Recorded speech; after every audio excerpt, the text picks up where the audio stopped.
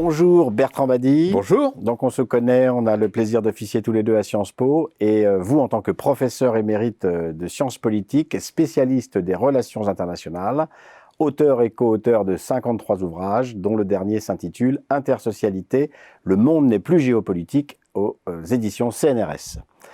Aujourd'hui, on va parler des relations qui se créent entre la mondialisation et le néo-nationalisme. Mais tout d'abord, qu'est-ce que le néo-nationalisme ? Alors, le néo-nationalisme, ce n'est pas le nationalisme tout court. Et je crois que le préfixe est très important. Pourquoi ? Parce que, pour employer un vocable à la mode, le nationalisme a muté. Le nationalisme tel qu'il s'est constitué à l'extrême fin du XVIIIe siècle, même s'il ne s'appelait pas encore comme ça, et dans tout le cours du XIXe siècle, et même encore au XXe siècle, c'était une émancipation.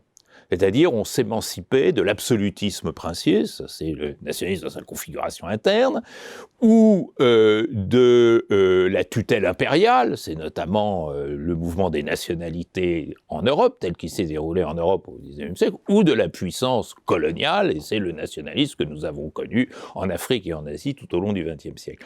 Là, le nationalisme que l'on voit se constituer, c'est le contraire de l'émancipation, c'est le repli. C'est-à-dire l'enfermement. On rentre chez soi, on ferme les portes, on ferme les fenêtres, on ferme les volets, on met le verrou. Pourquoi ? Eh bien, essentiellement, alors, faut faire attention, sur social, il n'y a jamais une raison, mais le facteur sur lequel il convient de réfléchir, le plus important d'entre eux, c'est la peur de la mondialisation. Et le phénomène est intéressant parce qu'il s'est joué en deux temps. Les dominants, qu'on appelait à l'époque les grandes puissances, ont porté la mondialisation, et les États-Unis en tout premier lieu, considérant que c'était le point d'aboutissement de leur exercice hégémonique. Et c'est comme ça que certains ont parlé de la fin de l'histoire et de tout un tas de choses bien connues, la fin des idéologies, tout ça va en même temps. Et puis, ils se sont aperçus de trois choses. La première, c'est que naissaient à la faveur de la mondialisation des concurrents qui venaient d'ailleurs. Ces nouveaux riches, ces parvenus qui étaient les émergents, comment en Asie, en Amérique latine, naissaient des dragons, des jaguars, des États qui appartenaient, comme on disait à l'époque, à la périphérie du monde et qui tout d'un coup sont projetés en haut des palmarès économiques. Ça a été la première peur. La deuxième peur, ça a été la découverte progressive que la mondialisation ne favorisait pas nécessairement et toujours le centre du système international, et même au contraire. Même au contraire, pourquoi ?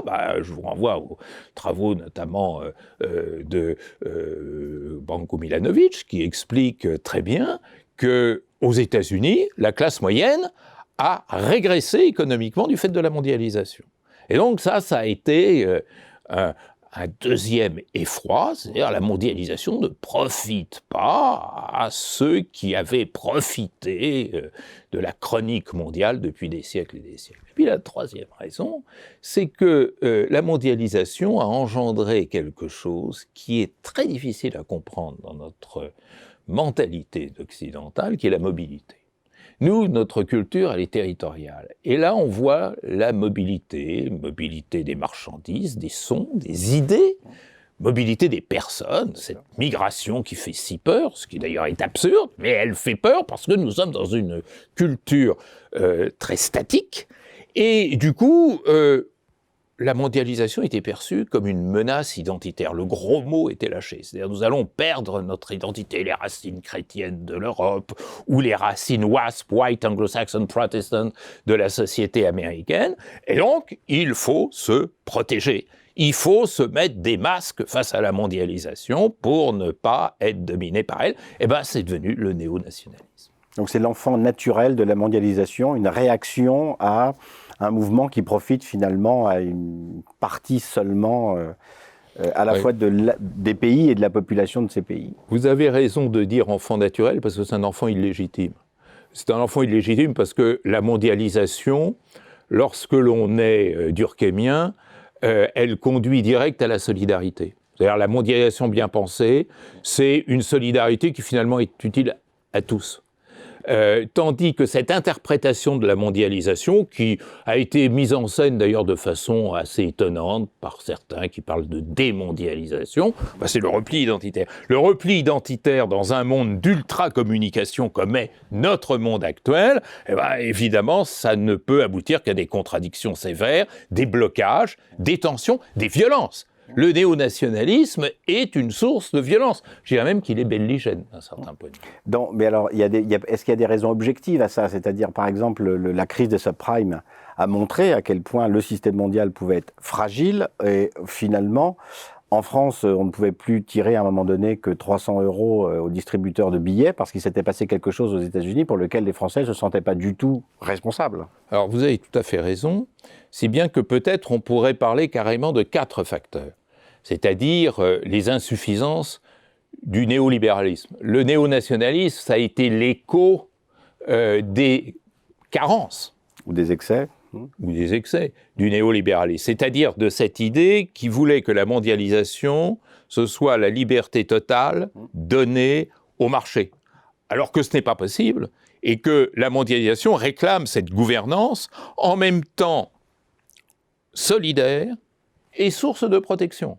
C'est-à-dire, c'est un mélange d'idées de sécurité globale qu'il faut construire, pas sécurité globale au sens des parlementaires, de façon totalement ridicule, ont appelé l'un de leurs projets de loi, dans l'ignorance de ce qu'est la vraie sécurité globale. La sécurité globale, c'est la sécurité de l'ensemble, et cette sécurité d'ensemble, elle n'est pas dérivée d'un coup de baguette magique, il faut la construire tous ensemble. Ouais. Alors une dernière petite question pour terminer cette chronique, donc est-ce que ce néonationalisme, il y a un moyen de le réduire dès lors qu'il est pernicieux ou pas? Ou est-ce que inexorablement, il a de l'avenir devant lui? Vous savez, j'ai en mémoire une émission de radio que j'avais faite à l'époque avec un grand monsieur qui était le philosophe Todorov. Et Todorov avait conclu l'émission en disant « Dans le monde actuel, le nationalisme n'a rien à vendre ». La formule est très belle. Et donc, il faut expliquer aux humains, aux femmes et aux hommes de ce monde, que ce nationalisme n'a rien à vendre, et quand il est au pouvoir, il montre qu'il n'a rien à vendre. Prenez Trump, prenez Bolsonaro, prenez Salvini, plus près de chez nous, ou Orban, ils n'ont rien à vendre. Ce n'est pas un projet en soi de société. Ce n'est pas un projet, et comment pourrait-on, sur la base de ce qu'offrent ces gens-là, construire le monde de demain, qui sera de toute manière interdépendant et communicant. On ne va pas abolir, on ne va pas interdire Internet, on ne va pas abolir la circulation des idées. C'est fini, ça. Merci beaucoup, Bertrand. Donc, face au néonationalisme, l'éducation serait donc la première solution à considérer. Merci beaucoup.